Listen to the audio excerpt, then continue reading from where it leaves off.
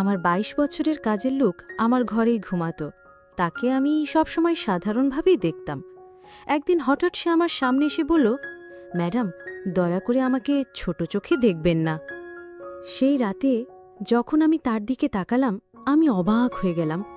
রমেশ এখন আর আগের মতো যুবক নয়, বরং এক পরিপক্ব পরিণত মানুষের মতো আচরণ করছিল। আমি তাকে অনেকক্ষণ ধরে ডাকছিলাম, কিন্তু তার কোনো সাড়া পাচ্ছিলাম না। তাকে খুঁজতে খুঁজতে আমি তার ঘরে গেলাম। সেখানে দেখলাম রমেশ মাত্রই স্নান সেরে বাথরুম থেকে বেরিয়ে এসেছে। তার গায়ে তখনও সার ছিল না। আমি প্রথমবারের মতো তাকে এমনভাবে দেখলাম। রমেশের শরীর ছিল খুব শক্তিশালী, যেন কোনো যোদ্ধার মতো। আমি অবাক হয়ে তাকিয়ে রইলাম। বহু বছর পর আমি কোনো যুবককে এভাবে দেখলাম। আমি এক দৃষ্টিতে তাকিয়েছিলাম, তারপর আমি রমেশকে, আমার নাম প্রিয়া, আমি ৩৮ বছরের হলেও আমি আমার শরীরের অনেক যত্ন নিতাম, তাই আমার বয়স বেশি মনে হতো না। বন্ধুরা, আজকের গল্পটি অনেক বেশি স্পেশাল, তাই কেউ মিস করো না। আর দয়া করে গল্পগুলো ভালো লাগলে ভিডিওটি লাইক, শেয়ার এবং চ্যানেলটি সাবস্ক্রাইব করো প্লিজ। যখন থেকে রমেশ আমার বাড়িতে এসে থাকতে শুরু করলো, আমার জীবনে কিছু পরিবর্তন আসতে লাগলো। প্রথমে আমি ভেবেছিলাম রমেশ ছোট, সে কিছু বুঝতে পারবে না, কিন্তু ধীরে ধীরে তার আসল চরিত্র আমার সামনে আসতে লাগলো। আমি কখনো ভাবতেও পারিনি যে ২২ বছরের একটি ছেলে আমার মতো ৩৮ বছরের একজন মহিলার জীবনে এমন আনন্দ বয়ে আনবে। রমেশ ২২ বছরের তরুণ, যাকে আমি গ্রামের বাড়ি থেকে আমার বাড়িতে কাজের জন্য নিয়ে এসেছিলাম। আমার বাড়িতে শুধু আমি আর আমার ১ বছরের সন্তান ছিল। যখন আমি কাজে যেতাম, রমেশ আমার সন্তানের যত্ন নিত এবং সে আমার বাড়িতেই থাকত। আমি বিয়ে না করেই মা হয়েছিলাম। আমার প্রেমিক আমাকে বিয়ের প্রতিশ্রুতি দিয়ে আমার সঙ্গে প্রেমের অভিনয় করেছিল। যখন আমি গর্ভবতী হয়ে গেলাম, আমি তার বাড়িতে গেলাম এবং সেখানে গিয়ে দেখি যে তার বিয়ে হচ্ছে। সে আমার সঙ্গে প্রেমের অভিনয় করেছিল, কিন্তু শেষমেশ অন্য একটি মেয়েকে বিয়ে করে ফেলেছিল। আমার গর্ভে যে সন্তান ছিল তাকে নষ্ট করার ইচ্ছে আমার হয়নি। যখন আমি ভাবলাম গর্ভপাত করাবো, তখনও অনেক দেরি হয়ে গিয়েছিল, কারণ আমি তখন প্রায় ৫ মাসের গর্ভবতী ছিলাম। আমার বাবা মা আমাকে এবং আমার সন্তানকে গ্রহণ করতে অস্বীকার করলেন, তাই আমি একাই থাকতে শুরু করলাম। কিছু মাস আগে আমি আমার গ্রামের বাড়ি গিয়েছিলাম আমার দাদার ৯০তম জন্মদিন উদযাপন করতে। আমার দাদু আমাকে সেই বিশেষ দিনের জন্য নিমন্ত্রণ পাঠিয়েছিলেন, তাই আমি গ্রামে গিয়েছিলাম। সেখানে আমার ছেলেকে শুধু আমার দাদাই ভালোবেসে কোলে তুলে নিয়েছিলেন। আমার ছেলে কুনাল তার সঙ্গে খেলছিল, এমন সময় অফিস থেকে আমার ফোন এলো। কিছুক্ষণের জন্য ফোনে কথা বলার জন্য আমি বাইরে গেলাম। আমি যখন বাইরে থেকে ফিরে এলাম, দেখলাম আমার ছেলে কুনাল আর দাদার কাছে নয়, বরং বাড়ির এক কর্মচারীর কাছে ছিল। আমি লক্ষ্য করলাম কুনাল সেই কর্মচারীর সঙ্গে বেশ আনন্দের সঙ্গে খেলছে। আমি আমার সন্তানকে তার কাছ থেকে নিয়ে চলে যাওয়ার প্রস্তুতি নিচ্ছিলাম। তখনই সেই কর্মচারী আমাকে থামিয়ে বলল, ম্যাডাম, আমাকে একটু সাহায্য করবেন? আমার টাকার প্রয়োজন নেই, আমার কাজের প্রয়োজন। সে নিজেকে পরিচয় দিয়ে বলল, আমি রমেশ, আমি আগেই বাড়ির গবাদি পশুর খোয়ারে দেখাশোনা করতাম, কিন্তু এখন বড় সাহেব গবাদি পশু বিক্রি করার কথা ভাবছেন। যদি আপনার কাছে কোনো কাজ থাকে, দয়া করে আমাকে দিন, আমার খুব প্রয়োজন। আমার বাবা মাও দিন মজুরি করেন, তাই আমার কাজের খুব প্রয়োজন। তখন আমি বললাম, আমার সন্তানের যত্ন নেওয়ার জন্য একজনের প্রয়োজন, কিন্তু এর জন্য তোমাকে শহরে যেতে হবে। আমি এই কাজের জন্য তোমাকে প্রতি মাসে ৭,০০০ টাকা দেব। রমেশ আমার প্রস্তাব শুনে শহরে আসতে রাজি হয়ে গেল। কুনাল তার সঙ্গে বেশ ভালোভাবেই থাকত। এটা দেখে আমি রমেশকে আমার বাড়িতে নিয়ে আসার সিদ্ধান্ত নিলাম। রমেশ তখন থেকেই আমার বাড়িতে থাকত। সে বলেছিল প্রতি ৪ মাস পরপর যখন কিছু টাকা জমা হবে, তখন সে তার গ্রামে ফিরে যাবে।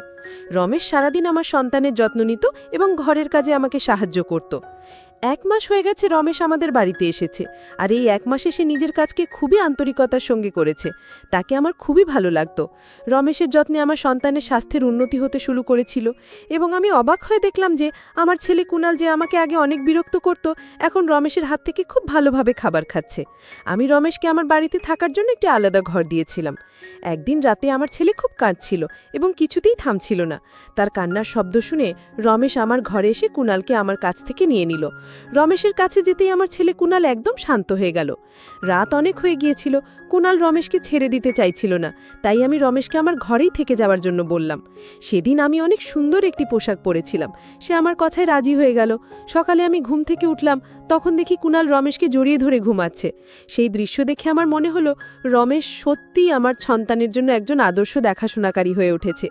সেই রাতের পর থেকে রমেশ কুণালের জন্য আমার ঘরেই থাকতে শুরু করলো। রমেশ আসার পর সবকিছু ঠিকঠাক চলছিল, আর তার কাজের প্রতি আন্তরিকতা দেখে আমি বেশ খুশি ছিলাম। ছুটির দিনে আমি রমেশকে নিয়ে শপিং মলে গেলাম। সেখানে আমি তার জন্য সুন্দর কিছু পোশাক কিনলাম এবং স্যালুনে গিয়ে তার নতুন হেয়ারস্টাইল করিয়ে দিলাম। রমেশ দেখতে ভালো ছিল, কিন্তু সে সবসময় খুব সাধারণভাবেই থাকত। সেদিন আমি তার পুরো লুকটাই বদলে দিয়েছিলাম। নতুন রূপে রমেশকে দেখে আমি নিজেই বিশ্বাস করতে পারছিলাম না যে কাল পর্যন্ত যে একজন সাধারণ কর্মচারী ছিল সে এতটা স্মার্ট এবং আকর্ষণীয় লাগতে পারে। শপিং মল থেকে যখন আমরা বাড়ি ফিরলাম, কুণাল ঘুমিয়ে পড়েছিল। আমি তাকে তার ঘরে নিয়ে বিছানায় শুয়ে দিলাম এবং পানি আনতে বাইরে যেতে লাগলাম। ঠিক তখনই রমেশ আমার জন্য পানি নিয়ে এলো।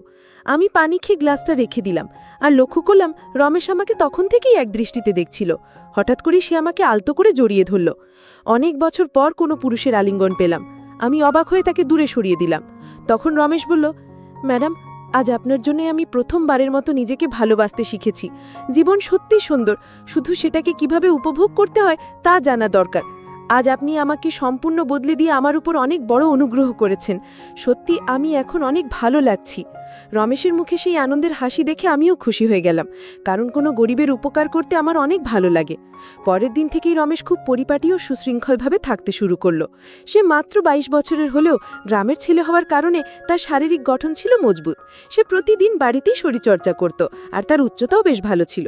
একদিন আমি তার পড়াশোনা সম্পর্কে জানতে চাইলে সে বলল, এখন আর তার পড়াশোনায় মন নেই। প্রতিদিন সকালে অফিসে যাবার আগে আমি আমার সন্তানের প্রতি ভালোবাসা প্রকাশ করতাম। আজ সকালে অফিসে যাবার আগে যখন আমি আমার ছেলে কুণালকে আদর করতে গেলাম, দেখি সে রমেশের কোলে বসে আছে। হঠাৎ আমার ছেলে কুণাল মুখটা ঘুরিয়ে নেয়, আর আমার ঠোঁট অজান্তেই রমেশের গালে স্পর্শ করে। আমি কিছুটা অপ্রস্তুত হয়ে পড়েছিলাম এবং দ্রুত রমেশের কাছে ক্ষমা চাইলাম। ঘটনাটি আমাকে অস্বস্তিতে ফেলে দিলেও রমেশ বিষয়টি সহজভাবে গ্রহণ করল। আমি তখন রমেশের কাছে ক্ষমা চেয়ে অফিসে চলে গেলাম। সন্ধ্যায় যখন বাড়ি ফিরলাম, তখনও আমি রমেশের চোখে চোখ রাখতে পারছিলাম না। রমেশ কুণালকে খাইয়ে ঘুম পাড়িয়ে দিয়েছিল। তারপর আমরা একসঙ্গে রাতের খাবার খেয়ে নিলাম।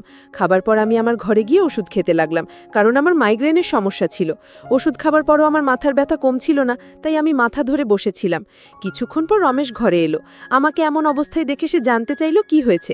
আমি বলার পর সে আমার মাথায় ধীরে ধীরে মালিশ করতে শুরু করলো। রমেশের মালিশে আমার মাথার ব্যথা ধীরে ধীরে কমতে শুরু করলো, আর আমি আস্তে আস্তে গভীর ঘুমে ডুবে গেলাম। সেই রাতে আমার ঘুম খুবই ভালো হয়েছিল। পরের দিন আমাদের অফিসে ট্র্যাডিশনাল ডে উদযাপন ছিল। আমি ঠিক করেছিলাম যে সেদিন গুজরাটি পোশাকে সাজব। আমি ঘাগরা পরেছিলাম, কিন্তু স্কার্টের গিট বাঁধতে গিয়ে বেশ অসুবিধায় পড়েছিলাম। আমার কোনো সহায়তা ছিল না, তাই আমি ঘরে কাজ করা রমেশকে ডেকে গিট বাঁধতে বললাম। গিট বাঁধার সময় তার হাত আমার পিঠের উপর দিয়ে স্পর্শ করছিল। আমি বিষয়টাকে গুরুত্ব দিইনি, কারণ তখন আমার কাছে আর কোনো উপায় ছিল না। প্রস্তুত হয়ে যখন আমি বেরোতে যাচ্ছিলাম, তখন রমেশ আমাকে থামিয়ে দিল। রমেশ ঘর থেকে কাজল নিয়ে এসে আমার কানের পেছনে লাগিয়ে বলল, ম্যাডাম, এখন আপনাকে আর কেউ নজর দিতে পারবে না। আপনি সত্যি খুব সুন্দর লাগছেন। আপনি এমনিতেই অনেক সুন্দর, আর আজকে আরও সুন্দর লাগছেন। তার কথা শুনে আমি হেসে ফেললাম এবং বাইরে বেরিয়ে পড়লাম। সেদিন সন্ধ্যা যখন আমি বাড়ি ফিরলাম, তখন আমার সঙ্গে আমার এক বন্ধু এবং তার বন্ধু ছিল। রমেশ সেদিন অসাধারণ খাবার তৈরি করেছিল। আমার বন্ধু তানিয়া পরের 4 দিন আমার বাড়িতে থাকার সিদ্ধান্ত নিয়েছিল, আর তার বন্ধু আমাদের সঙ্গে পরের 3 দিন ছিল। পরের দিন রাতে রমেশ খাবার তৈরি করে তানিয়া বোন তার বন্ধুকে ডেকে খেতে বলল, কিন্তু তারা নিজেদের ঘরে বসে পানিও খাচ্ছিল। তানিয়া অনেকটাই পান করে ফেলেছিল এবং খাবার ছাড়াই ঘুমিয়ে পড়েছিল। আর তার বন্ধু সুনীল আমাদের সঙ্গে খাবার টেবিলে বসে খেতে শুরু করলো। সুনীল আমাকে উদ্দেশ্য করে বলল, প্রিয়া, তুমি তো তানিয়ার থেকেও সুন্দর। সুনীলের কথায় রমেশ তার দিকে রাগী দৃষ্টিতে তাকালো এবং খাবার শেষ করে নিজের ঘরে চলে গেল। সুনীলে চলে যাওয়ার পর সে আমার কাছে এসে বলল, ম্যাডাম, আপনার এই ধরনের বন্ধুরা আমার ভালো লাগছে না। তখন আমি রমেশকে ধমক দিয়ে বললাম, আমি তোকে পরিবারের সদস্যের মতো মনে করি। এর মানে এই নয় যে তুই আমার অতিথিদের নিয়ে কিছু বলবি। তোর কাজ হচ্ছে বাড়িতে আসা অতিথিদের সেবা করা, তুই শুধু সেটাই করবি। আমাকে শেখানোর চেষ্টা করার দরকার নেই। আমি আমার ঘরে চলে গেলাম। যদিও আমি রমেশকে ধমক দিয়েছিলাম, তবু সে আমার জন্য পানি নিয়ে এলো। আমি আমার ওষুধ খেয়ে পানি পান করে শুয়ে পড়লাম। সেই দিন রমেশ আমার ঘরে ঘুমাতে আসেনি বলে মনে হচ্ছিল, কিন্তু সকালে ঘুম ভাঙতেই দেখি সে আমার পাশে শুয়ে আছে। সকালে ঘুম থেকে উঠতেই দেখি তানিয়া আমার সামনে দাঁড়িয়ে আছে এবং তার মুখে বিরক্তির ছাপ। রমেশকে সামনে আনা হলো। তার হাতে তানিয়ার ওড়নাটা বাঁধা ছিল। তানিয়া ক্ষুব্ধ কণ্ঠে বলল, তোমার এই গ্রাম্য কাজের লোকটা আমার বন্ধুর হাত ভেঙে দিয়েছে। রমেশ তখন মাথা নাড়ল এবং শান্তভাবে বলল, ম্যাডাম, আমি কিছুই করিনি। রাতে সুনীল সাহেব মদ্যপ অবস্থায় ছিলেন, সম্ভবত তার ভারসাম্য হারিয়ে পড়ে গিয়েছিলেন। আমি তো সুনীল সাহেবের উপর হাত তুলতে যাব কেন? তানিয়া তখনও কিছুটা অস্বাভাবিক অবস্থায় ছিল বলে মনে হলো। রমেশ আমার জন্য তাদের কাছে ক্ষমা চেয়ে নিল। তানিয়া এবং সুনীল তখন সেখান থেকে চলে গেলেন এবং রমেশ আমার কাছেও ক্ষমা চাইতে শুরু করলেন। আমি জানতাম রমেশ কোনো ভুল করেনি। আজ আমি ছুটি নিয়েছিলাম কারণ কয়েকদিন ধরে আমি বেশ ব্যস্ত ছিলাম, তাই ভাবলাম আজ একটু নিজেকে সময় দেব। সকালের নাস্তা করার পর আবারও 1 ঘন্টার জন্য ঘুমিয়ে পড়লাম। আমার ছেলে কুণাল আমার সঙ্গে ঘুমিয়ে পড়েছিল। ঘুম থেকে উঠে মনে হলো 1 কাপ চা খুব দরকার। আমি রমেশকে ডেকে চা বানানোর জন্য বললাম। আমি তাকে অনেকক্ষণ ধরে ডাকছিলাম, কিন্তু তার কোনো সাড়া পাচ্ছিলাম না। তাকে খুঁজতে খুঁজতে আমি তার ঘরে